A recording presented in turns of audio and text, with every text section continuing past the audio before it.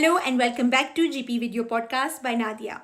So in this video podcast, I'm going to open another topic of mental health condition called bipolar disorder.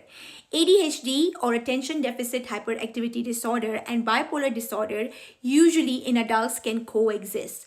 And it is a very meticulous job for a psychiatrist or a neurologist or anybody who is helping them in the process of diagnosis of ADHD to be able to also look into bipolar because they usually coexist in adults. So what is bipolar disorder? Bipolar disorder is a mental health condition, while ADHD, we already know it's a neurodevelopmental disorder. But this is a purely mental health condition that affects a person's day-to-day interactions, behaviors, mood, thought, energy, and ability to focus.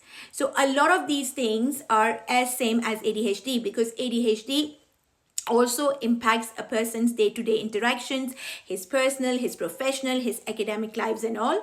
And this one also is a mental health condition that affects a person's day-to-day interactions, behaviors, mood, thoughts, energy, and ability to focus. And there are three types of bipolar disorder: bipolar 1, bipolar 2, and not bipolar 3. The third one is called cyclothymic disorder or cyclothymia.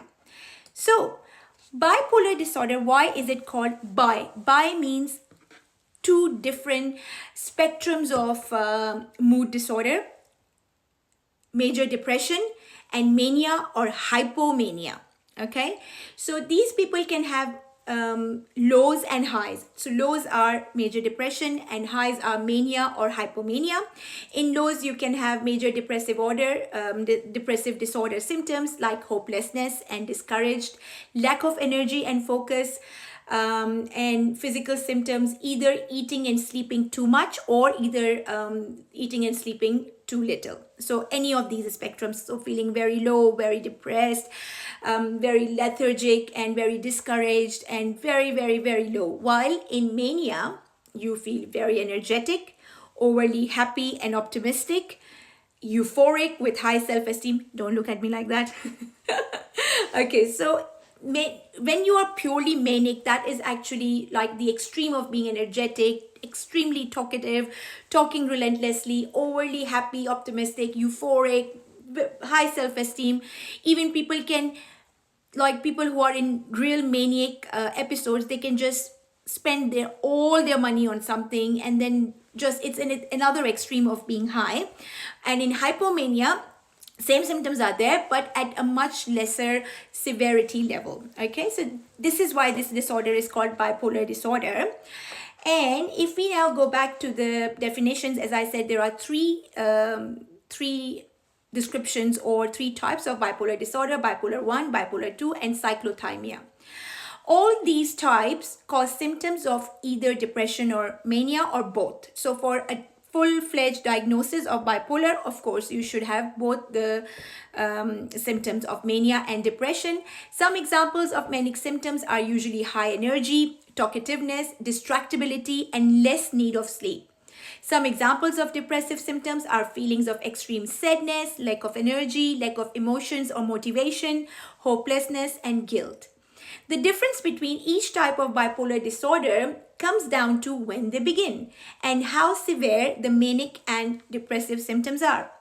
Bipolar 1 disorder typically begins around age 18, although onset can occur at any point in someone's life. A person with bipolar 1 disorder will experience manic episodes that are present for at least 7 days. Yes, and can be so severe that the person may require hospitalization. So number one characteristic of bipolar 1 disorder is that it usually starts anytime around the age of 18. And then number two is, yes, so as I said, bipolar type 1 disorder, it begins anytime around age 18. And number two criteria is that he or she will experience manic episodes that are at least present for 7 days in a row and can be so severe that may require hospitalization. The person may also experience major depressive episodes or symptoms, although some people with bipolar 1 may only experience mania without any depression. So mania is the mainstay of bipolar 1. While a person with bipolar 2 disorder will experience episodes of both major depression and hypomania, not actual mania, but major depression and hypomania. The symptoms of hypomania are same as mania, but they are less severe and only last up to 4 days rather than a week. So that's very mathematical. I'm sure, there could be, medicine is never that mathematical. But yes, bipolar 1 disorder begins around the age of 18, usually is only mania, and then also the mania episode lasts for up to 7 days, while bipolar 2 is both a mixture of major depression and hypomania, which means the symptoms are same as mania but less severe, and the episode of hypomania when starts lasts for up to 14 days. We'll come back to the rest of bipolar, including cyclothymia, which is type 3 bipolar disorder, tomorrow.